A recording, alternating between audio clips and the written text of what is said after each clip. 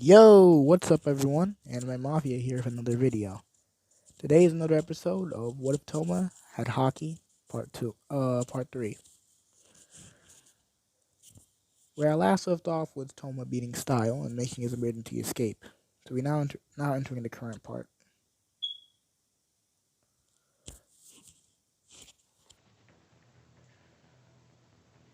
We now enter the current part. Touma then said, is there any healing spells you have on those 150,000 grimoires you got in your head? I do, but you can't use them. Damn, it always comes to me in this right hand of mine, doesn't it? No, it's because you're an Esper. You can't use them.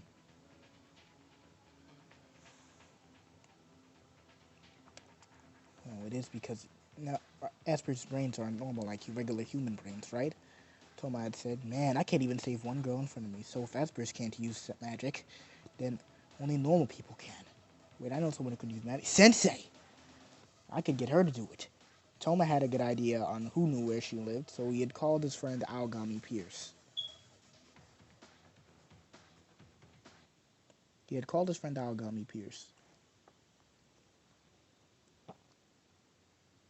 Aogami had gifted him with the address of of his sensei, Kamoe. Toma then said, hop on the Kamijo Express Index. We're going on a ride for 15 minutes. Toma then takes off his school uniform and uses it as a way to attach Index as a carrier on her back. Then skywalk! Running on air, basically. Toma skywalks his way to Kamoe Sensei's house. Ringing the doorbell as he was slightly sweating. He was about to punch the door before with a horn on Haki. He infused punch, but he then heard his sensei's voice. Yes, I'm coming. The anti-salesman door is quite sturdy. Once then opened the door and saw a shirtless Kamijo. She immediately blushed and said, Kamijo, why are you shirtless? It's just like, oh, hey sensei, can I come in? Kamali was distracted at seeing his muscles and some minor scarring from what she could only presume was rigorous training. Toma coming in says, Kamijo-chan, quick question, but do you like women that smoke? Toma then says, see if you can make the...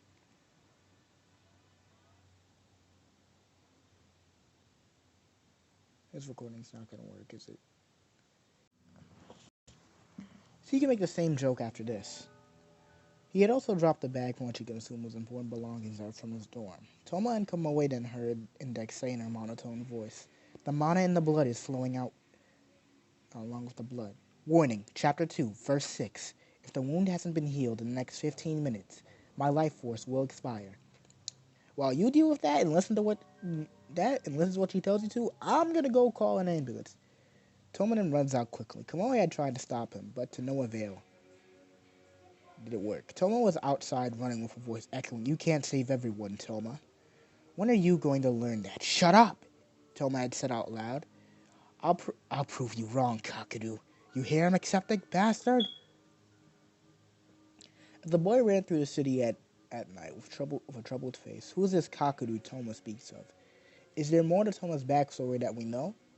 Moving on back to Index. Index had moved her pale lips, asking what time it was in Japan. Kamoi went on to tell her that it was 8:30 in Japan.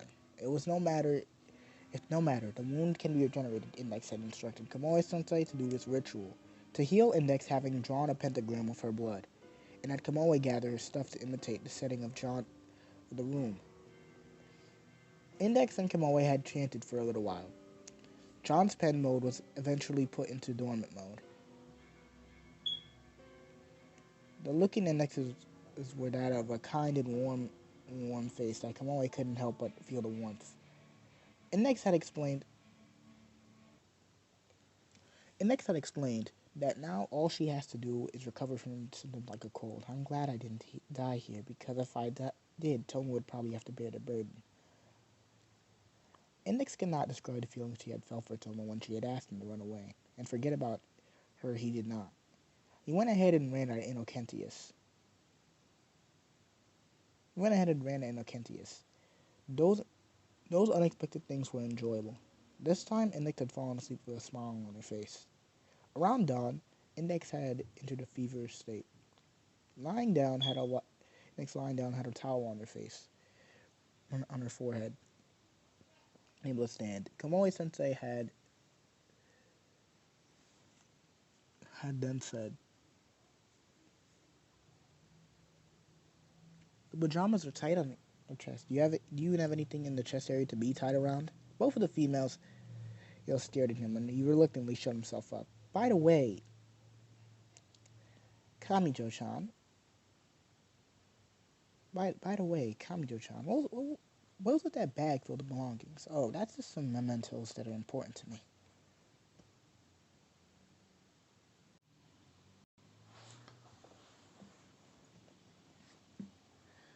"You didn't look, did you?" "No, of course not, Kamijo-chan." "Okay, anyways," Touma took out the bag and took out a photo. This photo was in a black portrait.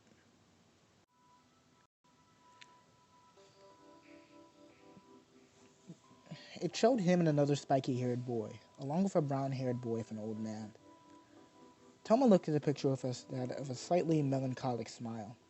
Touma then said this was taken a long time ago, back when things were better. Kakeru, Ginha.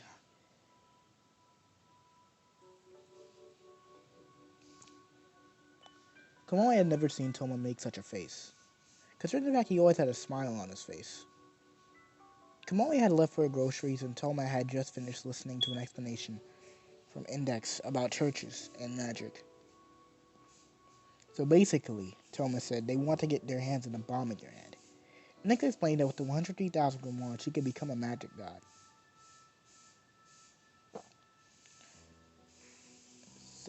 Sumana, Index had said. "Oh, come on, why didn't you tell me something this important?" Index struggled to be because I thought you would hate me. Churches and grimoires, that stuff seems amazing and absurd and stuff, but the last thing you should do is apologize. Instead of apologizing, how about help me instead? Inks began to bawl their eyes out, saying that, but you have supplementary lessons. Touma then said, those lessons aren't going to get in the way of me helping you. Meanwhile, 600 meters away, Style and Kanzaki were smiling at the two. "I've looked into that boy," Kanzaki said. There wasn't really that much to go off of. Besides, he was prone to getting into fights. Sent to the hospital a couple of times. I'm sent to the hospital a couple of times. I'm going to set up rooms 600 meters away. It's going to take 60 hours to get there. Style then said she looked so happy. How long do we have to keep on tearing this away from her? Time skipped to Touma and Index. Touma and Index talk about the same stuff as in canon. Index then said, "Touma, I hate you," and bit him on the head. That damn British nun. All of a sudden, it got quiet. Too quiet. All of a sudden, it got quiet. Too quiet. Almost on instinct, Touma had turned on his observation Haki. Touma had sensed a presence. He turned around and saw a girl. The one who purifies God and slays demons. What a perfect, true name. Touma then said, "You must be with that priest, am I right? I'm trying to get him to come to my little cousin's birthday party to try those fire tricks he's known for." Touma tried to get Kanzaki to crack a laugh. Damn, I can't even get it on their son to laugh. Man, I really do have rotten luck. "Give Index to us so we can take her under our protection. So I won't have to use my magic name." "Great, just great. And if I refuse, Ojo-san, then I will have no choice. I will have to give my name until she had been brought into our care."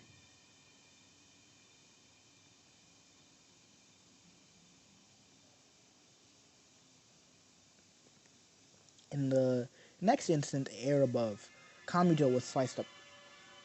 Air above Kamijo was sliced apart. Touma then said, "This is similar to my Rankyaku. Please stop this. Ignore my warnings as it will only lead to death." While Kanzaki was talking, Touma had already came up with a couple of strategies. "Okay, alright, Touma. You have two strategies. You have two strategies.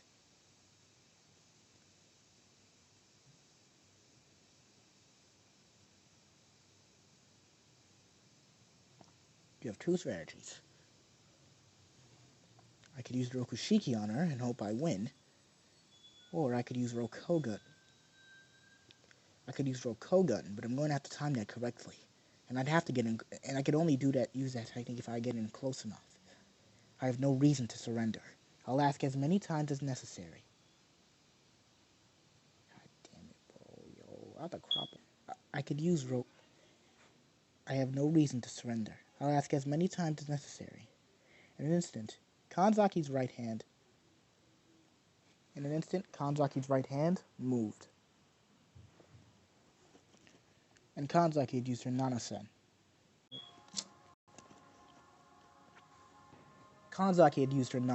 Touma then used his advanced observation Haki to dodge the 7 strikes with minimal difficulty. Kanzaki looked slightly surprised, as Touma had dodged her Nanasen without minimal difficulty. A drop of blood dripped from Touma's left cheek and arm. I'm surprised you managed to dodge that attack. For the next few minutes, Touma was barely dodging the Nanasen, as it is moving slightly faster than observation will let him dodge. Touma then said, I just need to close in the gap, even a little.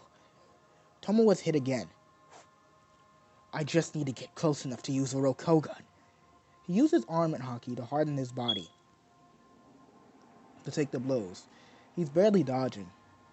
I'm surprised to find my fingers were still attached. He knew the threads behind her. As I said, I heard of your ability from style. It's same as rock, paper, scissors. No matter how many times you throw rock, you can never beat my scissors. Oh, you could never beat my paper. Touma was bleeding slightly. Touma thought to himself, I just need to close the gap even a little bit, and I could hit her with a Rokogun. And more importantly, I have not given out my magic name yet. Please, do not make me give it, boy. I do not wish to ever give it again. Like hell I can. And give up? Touma did not unclench his fist. He wanted to save Index and see her smile. Because of her face. That face she made, he made it once long ago. Although Touma would never say this to Index because even he has his pride. Index, when she smiled, looked the most beautiful when she genuinely smiled in front of him.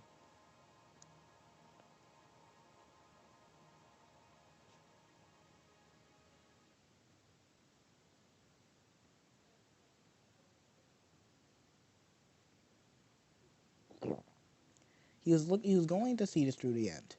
Touma then said, screw that. I'm sick of people telling me what I can and can't do.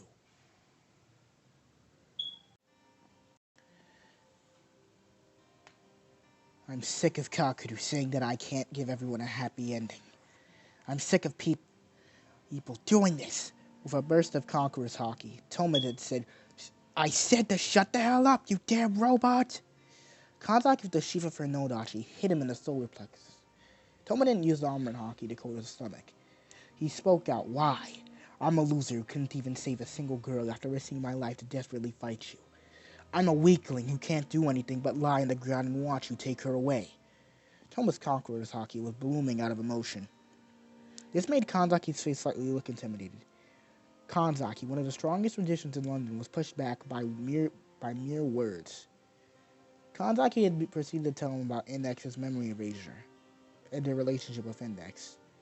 Touma instead of his rebuttal while getting up on his shaky knees. I know for a fact that isn't how the brain works. Touma wasn't scared of death. Kanzaki, pummeling Touma with raw emotion, goes as in canon. Touma caught the sheath of Kanzaki's Nodachi, gave out his speech as in canon, then got in close as she was looking at him in terror. Touma then screamed out, Rokushiki, secret technique! Rokogun! He put his injured left and right hand in a unison. A shockwave hit Kanzaki severely, knocking her back. Touma then said while panting, How did you like that? How do you like them apples? Kanzaki, while standing immediately, coughed out blood. She did not expect that her, a saint, to be damaged by Touma.